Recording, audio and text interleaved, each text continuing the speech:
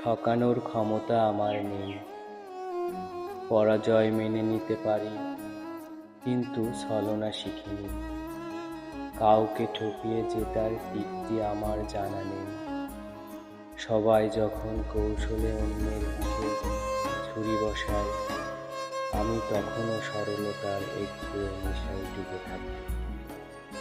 হয়তো ঠকেছি বহুবার, বিশ্বাস হারিয়েছি অন্ধকারে, তবুও কারোর বিশ্বাসের সাথে বেইমানি করতে পারিনি।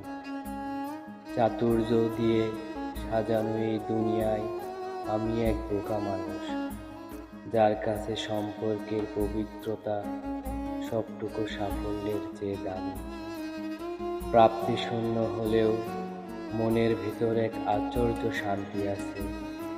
অন্যায়ের ভিড়ে অন্তত আমি তো কাউকে ঠকাইনি।